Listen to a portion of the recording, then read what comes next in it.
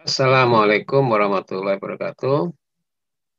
Praktisi aquacultur, petambak udang dimanapun berada. Kita masih akan membahas tentang mineral dalam budidaya udang. Kali ini khusus untuk membahas mengenai kebutuhan mineral pada budidaya udang dengan salinitas rendah. Sudah kita ketahui bahwa sekarang ini sudah semakin banyak kita melakukan budidaya udang di salinitas rendah, ya, dilakukan jauh dari pantai. Dan memang ada beberapa keuntungan, tapi ada juga beberapa kelemahan. Salah satu kelemahannya adalah mineral yang ada itu rendah kandungannya. Ya. Nah, ini harus kita perhatikan bagaimana supaya kita bisa melakukan budidaya udang di Selat Sunda, tetapi produktivitasnya tetap tinggi.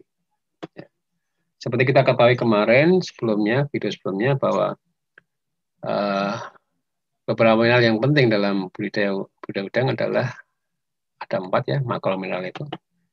Natrium, kemudian magnesium, Mg, yang ketiga kalsium, Ca, yang keempat potasium atau kalium. Nah, dari keempat ini yang biasanya menimbulkan masalah adalah magnesium dan potasium.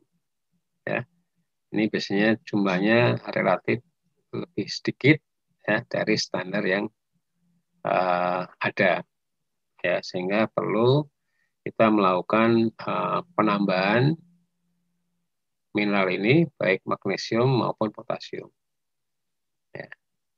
Ada satu kasus ya, ini saya ambilkan dari jurnal yang berkaitan dengan hal ini, ya, di mana terjadi kematian udang pada salinitas 8 ppt di sebuah tambak ya, ini di Ekuador, di mana konsentrasi potasiumnya itu hanya 1 mg per liter. Ya, hanya 1 mg per liter ini banyak kematian. Dan ini barangkali dialami petambak-tambak di daerah kita juga ya. Banyak kematian kematian udang, tapi kita tidak mengetahui penyebabnya itu apa. Barangkali ini karena masalah ini juga ya, potasium. Karena kita memang kadang kita masih kurang peduli terhadap masalah mineral ini. Ya. Jadi kasus ketika dicek potasiumnya hanya 1 mg per liter dan banyak kematian di situ. Jadi karena gagal molting misalnya atau sebab yang lainnya. Yang jelas potasiumnya hanya 1 mg per liter. Nah, setelah potasiumnya dinaikkan, ya, atau kaliumnya dinaikkan menjadi 50 mg per liter, ternyata kematiannya sudah tidak terjadi lagi. Artinya kematian massal itu sudah tidak ada lagi. Nah, sehingga barangkali dari kasus ini bisa kita ya buat kesimpulan bahwa potasium ini memang berpengaruh terhadap tingkat mortalitas dari udang. Ya. Ini harus kita jadi pelajaran, jadi perhatian bahwa kita perlu menjaga konsentrasi potasium ini. Ya. Dan banyak juga jurnal-jurnal penelitian yang berhubungan dengan ini, bahwa memang konsentrasi potasium, magnesium, ya, dua ini berkaitan erat dengan pertumbuhan dan tingkat kelangsungan hidup dari udang itu. Ya, itu banyak sekali kalau kita browsing jurnal-jurnal yang berkaitan dengan potasium, magnesium ini berkaitan dengan pertumbuhan dan tingkat survival rate atau SR udang. Nah, sekarang bagaimana kita menentukan standar untuk salinitas rendah ini? Ya, tentunya dengan menurunnya salinitas air, tentu akan menurun pula kandungan mineral-mineral yang ada di dalam air tersebut. Ya, itu sudah tentu akan turun. Sehingga kita tidak bisa membuat salinitas rendah itu kandungan mineralnya harus sesuai dengan air laut. Ya, air laut dengan salinitas di atas 30. Ini sulit sekali, artinya perlu biaya yang sangat banyak. Nah, ternyata dari beberapa penelitian menunjukkan bahwa standar optimal untuk salintas rendah itu berbeda, ya berbeda. Ini akan saya ambilkan dari beberapa jurnal yang mengerucut ke satu formula metode untuk menentukan standar mineral untuk budidaya udang salinitas rendah. Oke, kita video sebelumnya sudah kita bahas tentang komposisi air laut ya di salinitas 34,5. Di situ nanti ada sodium ya atau Na atau natrium itu kadarnya 10.500 mg per liter. Kemudian yang kedua magnesium Mg itu 1.350 mg per liter. Yang ketiga kalsium Ca itu 400 mg per liter. Dan yang keempat itu potasium 380 mg per liter. Ini dari POID 2018 ya. Nah, dari nilai ini, konsentrasi ini kita akan buat faktornya, faktor pengalinya nanti. Ya, faktor pengali berdasarkan konsentrasi pada salinitas 34,5 ini. Ya, jadi ada faktor nanti itu kita peroleh dari konsentrasi ini masing-masing ion ini dibagi 34,5. Ya, sehingga akan diperoleh untuk sodium ini 304,35, kemudian untuk magnesium ini 39,13, untuk kalsium 11,59 dan untuk potasiumnya 11,01.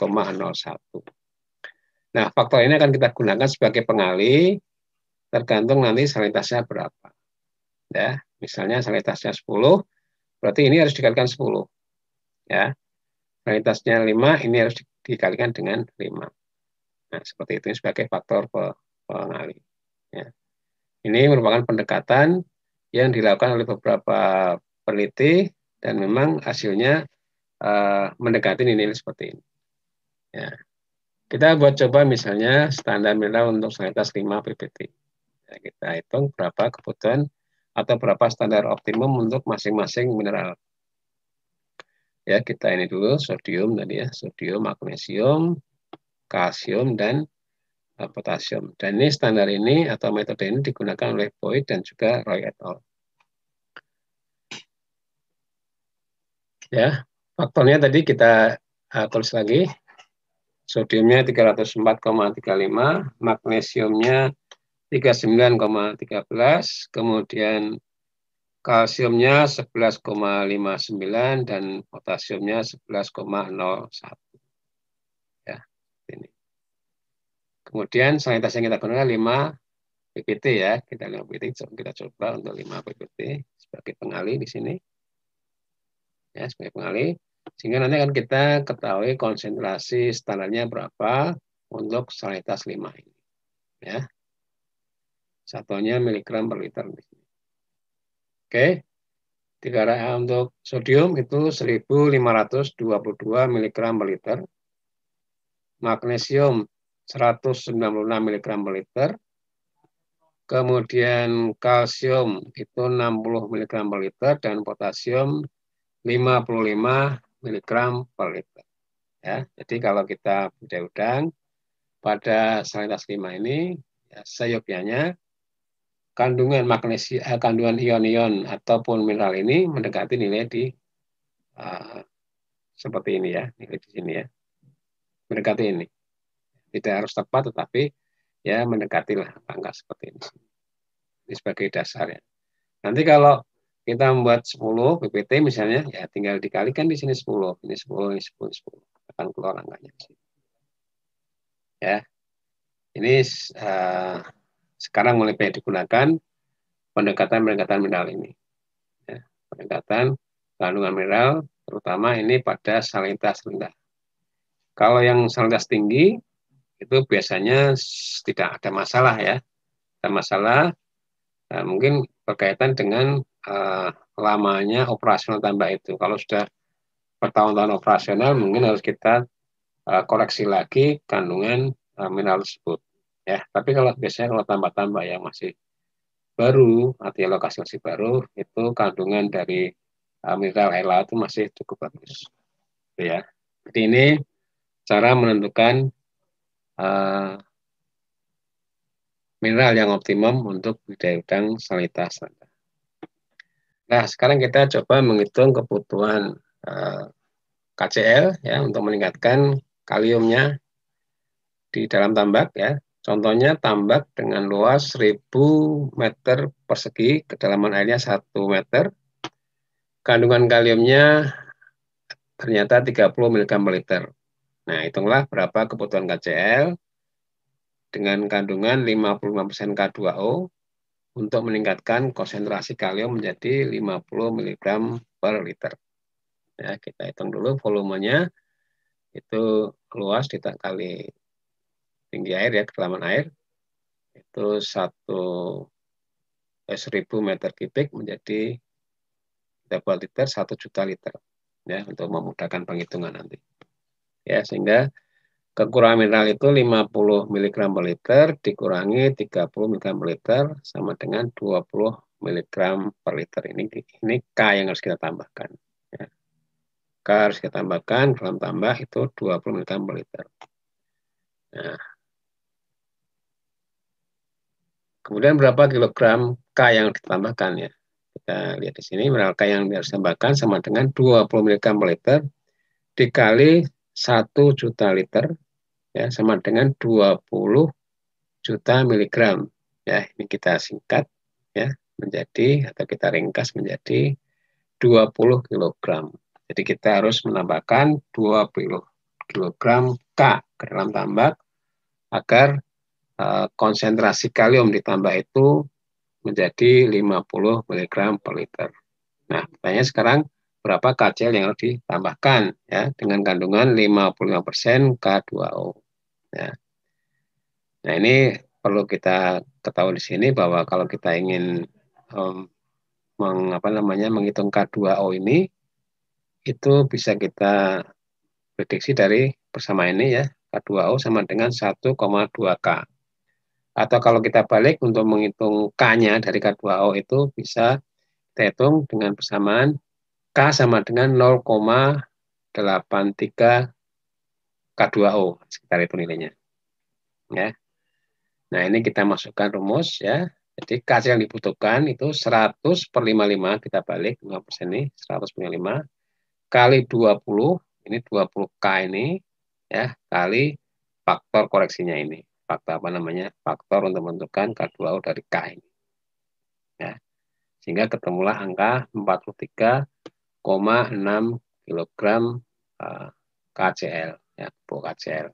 Ini harus kita tambahkan untuk meningkatkan kandungan kalium sebanyak 20 mg per liter ini.